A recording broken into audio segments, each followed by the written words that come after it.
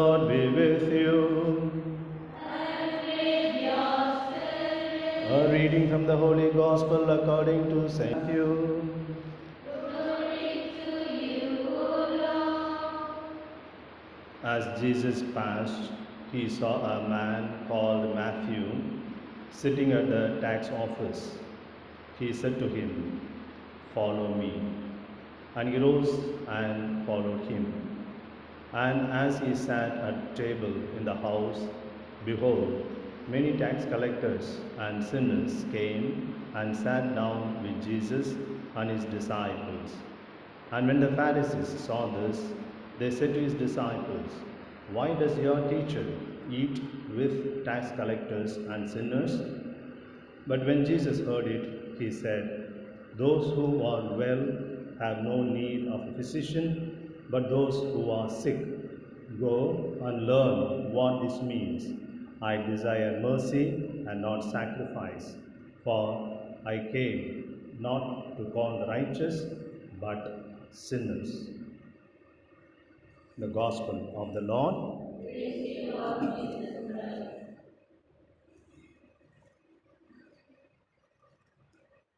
Only those who are sick need physician, but we all are sick in some way or the other. Therefore, we all need Jesus, the greatest physician. My dear sisters, today we celebrate the feast of Saint Matthew, who was one of the 12 apostles. And as we know, he was a tax collector. And those days, the people did not like tax collectors because one thing, they were serving the Roman government. Also, they used to get more money from the people than what is legal, and they were swindling money. So, for these reasons, they did not like them. But somehow, Jesus has compassion towards them and he wants to befriend them and so on. On one such occasion, he calls Matthew, and that's the passage we read today. Probably Matthew must have heard about Jesus quite a lot before this particular encounter. But when Jesus called him, immediately he left everything and decided to follow. And of course, others didn't like that idea that Jesus was having food with the tax collectors, so-called sinners, and so on. Jesus makes a beautiful statement: only those who are sick need physician. Very familiar statement. Does it mean there are some people who are not sick and they don't need physician? Now, among us, how many of you are sick? How many of you are sick? Only three, four. Very healthy community. I think this community has a lot of immunity. That's why. You know, we are all sick in some way or the other, either physically or emotionally or spiritually. So there's no excuse for us to say, "Oh, I'm well, I don't need Jesus, I don't need the physician."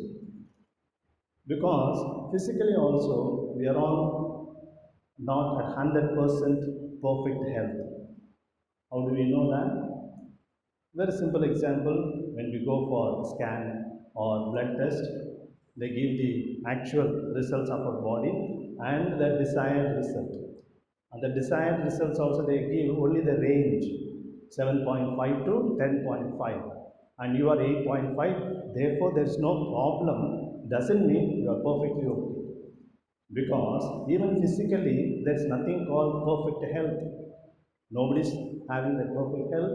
The medical world also cannot determine what it is.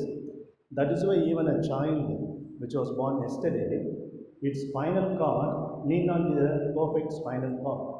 Because how the child is there in the mother's womb, depending on that, the spinal cord gets distorted.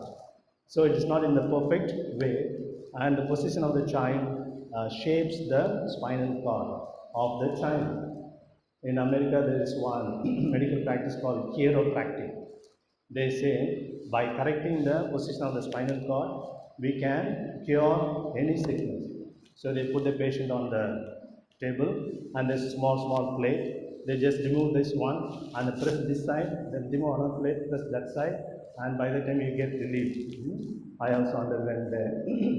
But that time it is okay, but later again the pain will come. So the point is, when people say that I am all right, I am okay, it shows that they are not experiencing any pain, any discomfort. That doesn't mean that they are 100% perfectly good health. Okay. Then spiritually also, how often we have the revengeful attitude, we are not able to forgive others, we are not able to experience God's forgiveness, and above all, how often we lose the sense of meaning, sense of purpose in life, and how often we discourage others, how often we become the instrument in removing the meaning from the lives of the others. These are all showing that we are somehow spiritually sick. And emotionally, of course, when we do not know how to deal with our emotions, obvious that we are emotionally sick. Today, the world of psychology speaks so much about the emotional intelligence, and EQ. What's the EQ? Emergency quota. EQ is emotional quotient. If you are not having real emotional quotient, we will be ending up in emergency quota. So, how to deal with emotions? Unfortunately, today the school does not teach us how to deal with the emotions to the students. We teach the students how to sing, how to draw, how to run, how to read, how to write, but we do not know how to teach how to deal with the emotions in their lives.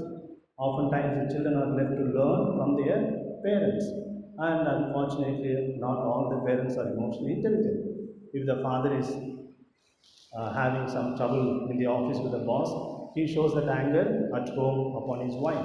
When the mother is angry with the father, he shows that on the child. So the child thinks if you are not happy with someone who is above you, or someone whom you think very powerful, more powerful than you cannot show that anger in a very comfortable, acceptable, agreeable manner. Rather, show that anger on someone who is lower, inferior to you. So when the child is angry with the parents, it shows anger on the puppy, dog, or punching the pillow and so on. So this is how they are trained, unfortunately, the wrong ways of dealing with emotions. And today, whether we are married or in the religious circles, religious men, women, priests, we all have our own emotional problems because very often we are not experts in how to deal with the emotions in spite of our long training period in the religious life for sisters or priests and so on. So this emotional intelligence is very, very essential. Daniel Goleman, he was the pioneer in speaking about the emotional intelligence, and he says the invisible emotions determine the visible actions of our life. The invisible emotions determine the visible actions of our life. He gives the example of iceberg. Iceberg, big ice rocks floating in the polar regions on the ocean. Only 1/10 of the iceberg rock will be seen above the surface of the sea. The 90% of the rock will be hidden underneath the surface.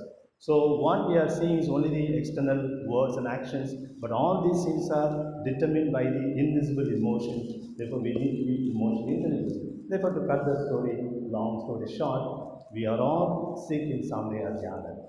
You must be thinking on this beautiful day when Father celebrates his ordination anniversary, Father has made everybody sick.